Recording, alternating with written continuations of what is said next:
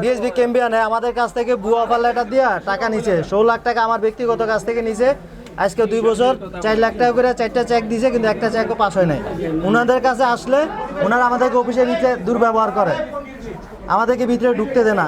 আমরা এখন মাননীয় আমরা সমন্বয়ক যারা আছে বা সরকার প্রধান যারা আছে তাদের কাছে আকুল আবেদন যে আমাদের টাকাগুলো যেন অনতি বিলম্বে আগামী কালকের ভিতর দিয়ে দেয়। আমরা আজকে রাত্রে এখানে স্টে করতেছি, কালকে সকাল থেকে আমরা টাকাগুলো যেন বুঝে পাই। টাকা ছাড়া আমরা এই ক্যাম্পিয়ন থেকে আমরা যাব না। বিএসবি ক্যাম্পিয়ন গুলশান দিয়ে এমনকি আমরা সেনাবাহিনী এবং কি মাননীয় সরকার মহোদয়ের হস্তক্ষেপ কামনা করি, কারণ এই বিএসবি মহাশয়ের সাথে প্রতারণা করতেছে। অনেক ছাত্রের জীবন নষ্ট করে আছে, 3 বছর অনেকেই এভাবে প্রতারিত হচ্ছে। আমি চাই যেন এই বিএসবি ক্যাম্পিয়নটা বন্ধ করে দেখ আমাদের টাকা দিয়া। আমার গার্জিয়ানের পিতা আমি এইখানে আমার ছেলে এবং ছেলের ওয়াইফকে কানাডা পাঠানোর জন্য 18 লক্ষ টাকা দিছি। ওনাদের কথা অনুযায়ী ওনারা পাঠাইতে পারে নাই, তো আমরা বলছি যে ঠিক আছে 2বার করে ডিপোজিট আমাদের ভিসাটা বাতিল হয়ে গেছে। আমরা বলছি আমরা পাঠাবো না, আমাদের টাকাগুলি ব্যাক করেন। ওনাদের কমিটমেন্ট ছিল যদি ভিসা না হয় আমরা 3 মাসের মধ্যে আপনাদের টাকা দিয়ে দিব। তখন ওনারা আমার এই 18 লক্ষ টাকার বিনিময়ে 4টা চেক আমাকে দিছে। 4টা চেকের একটা চেকও ক্যাশ হয় নাই। এখন এরপরে শুধু ডেটের পর ডেট এইভাবে চলছে এবং শয়ে ছেলেমেয়েরা এখানে প্রতারিত হয়েছে। তাদের বাড়িঘর বিক্রি করে অনেকে ব্যাংক লোন করে টাকা পয়সা দিছে, কিন্তু কোনো কাউকে টাকা 1 টাকাও ফেরত দেয় নাই। পার্সপেক্টিভ থেকে এখন যদি স্টুডেন্ট পার্সপেক্টিভ থেকে বলি, সবাই হচ্ছে কি এখানে বিভিন্নভাবে এসেছে, বিভিন্নভাবে হচ্ছে কি টাকা জোগাড় করে এগুলো ইনভেস্ট করা হয়েছে। এই ইনস্টিটিউশনের মধ্যে হচ্ছে কি আমরা ট্রাস্ট করে আমাদের ফান্ডস তাদের কাছে রেখেছি, হচ্ছে কি আমাদের এই ফান্ডসগুলো ইউটিলাইজ করে আমাদের ফিউচারটার জন্য তারা হচ্ছে কি আমাদের ফান্ডস ইউজ করবে। এখন কথা হলো, আমি যদি আমার পার্সোনাল কথা বলি, আমি এই ইনস্টিটিউশনের মধ্যে হচ্ছে কি 2 বছর ধরে ঘুরছি। আমি হচ্ছে কি আমার এই মানে কলেজ ফার্স্ট ইয়ারে থাকার সময় হচ্ছে কি আমি প্রিপারেশন নেওয়া শুরু করেছি যে হচ্ছে আমি বিদেশ যাব। তো তারা বললো হচ্ছে কি আপনি জানুয়ারিতেই যেতে পারবেন। তারপর জানুয়ারিতে সে এসে বলে হচ্ছে কি না হবে না, আপনি সেশন ডেফার করেন। তারপর হচ্ছে কি আমি যে ইউনিভার্সিটিতে ইনিশিয়ালি অ্যাপ্লাই করেছিলাম ওই ইউনিভার্সিটি থেকে হচ্ছে কি তারা আমাকে আর কোনো করে নাই, তারা হচ্ছে কি নিয়ে গেছে আমাকে অন্য কোনো ইউনিভার্সিটি, আলগোমা ইউনিভার্সিটি। তারপর ওটার পর থেকে তারা মানে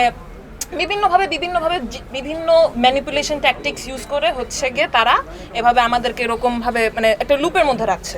আমার 1.5 বছরে 18,70,000 টাকা একটা টাকা পর্যন্ত ওনারা আমাকে দেয় নাই। এইভাবে দিনের পর দিন, আজকে না কালকে না পরশু, এগুলো কোন ধরনের কথা? টাকা আমরা চেকে দিয়েছি, আমরা 18 লাখ না 20 লাখ টাকা আমি তাদেরকে দিয়েছি। ওই 20 লাখ টাকা তারা কেটে 18,70,000 এসেছে। সেটাও আমি এখানে বছর ধরে দিচ্ছি। এখানে ভিসার নামে বিএসপি গ্লোবাল নেটওয়ার্ক, এখানে ভিসার নামে স্বীকৃতি পায় জানি কোন লোক জানি ভুক্তভোগী আর না হয় আসবেন না আপনারা এখানে। আমার জানা মতে আমি এখানে 1 বছর থেকে ভুক্তভোগী, আমার জানা মতে 250 প্লাস মানুষ আমি চিনি, ওরা টাকা পায় 250 প্লাস। ওদের যদি 1 টাকা করে হয় 250 টাকা। এখন আপনি ভাবেন একজনের 56 লাখ টাকা, তাহলে কতজনের কত টাকা করে হতে পারে? তাহলে এই টাকাগুলা একজনকে ভিসা দিতে পারে নাই, ওনাদের কি সেই ক্ষমতা ছিল না? উনি দেখাতে পারবে যে ভিসা হয়েছে? ওনার বুকে হাত দিয়ে উনি বলতে পারবে? উনি পারবে না। হয়তো উনি গলাবাজি করে উনি কথাগুলো বলতে পারবে। সো এত কথা উনি এখন লাস্ট ওনার বক্তব্য কি? বাসার আঙ্কেল আসবে না, আমরা 28 তারিখেও ঝামেলা করেছি, আমরা প্রতিনিয়ত ঝামেলা করছি। তারপরে ওনার লাস্ট কথা হচ্ছে উনি আসতে পারবে না, উনি এতগুলা টাকা মেরে খাইছে, এর জন্য উনি ভার নিতে পারতেছে না, এর জন্য উনি আসতে পারবে না, ওনার সেই মুখ নাই। তাহলে এত বড় প্রতারককে আপনারা মিডিয়া কি করতেছে? 170 কোটি টাকা কেন আপনারা মিডিয়াটা কেন এখানে আছে? এত বড় প্রতারককে ধরছেন না কিসের জন্য? আমাদের এখন লাস্ট একটাই দাবি, আমরা টাকা না দেওয়া পর্যন্ত এখানে সর্বসাকুল্যে সবার মতামত নিয়ে একটা দাবি আমরা এখানে পেশ করছি এবং সবার সামনে তাদের সামনেও বলছি, আমরা ফোন করেও জানাইছি, সবাইকে একই কথা বলতেছি বারবার, আমাদের টাকা আমরা আজকে এবং এই মুহূর্তে চাইছি।